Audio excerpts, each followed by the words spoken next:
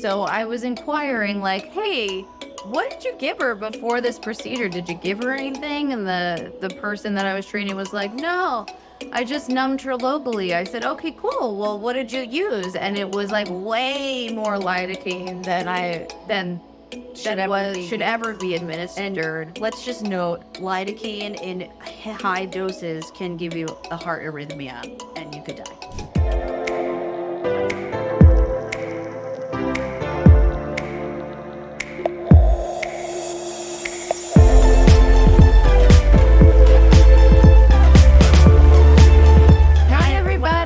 Welcome back to our podcast, Unfilter It with Lindsey and China. So today's main topic is about cool cases. We're going to talk about some of the cool shit that we've seen. Yeah, China and I have been around the block a couple times, and we have a couple really interesting things that we think we want to share. So I think that being as experienced as we are in the realm of this industry, what's cool is that we think that they're cool because of our backgrounds. Like, we have surgical backgrounds, so we are able to kind of recognize things from a surgical eye that other providers should have recognized. So, I mean, you might not think these are cool. I think that they're cool.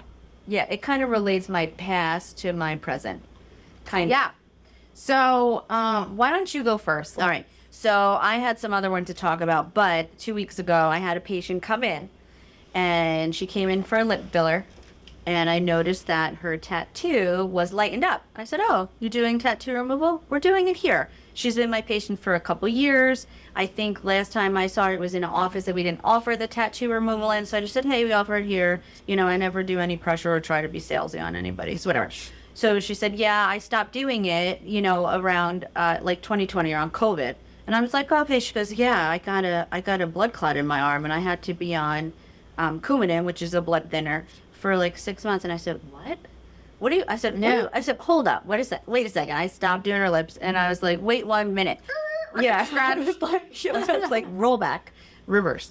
So rewind, whatever. And so she goes on, so it was a circumferential tattoo on her forearm. So circumferential means all the way around. So like, sleeve. She had a sleeve, and wanted to lighten it up because she wanted to get a cover up. She didn't like it anymore. Fine.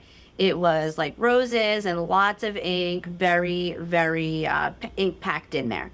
Beautiful tattoo. Why'd she want to remove it? I don't know. I didn't ask her. I was too, you know, involved in why she got a blood clot and all this kind of stuff. And I was like, what are you talking about?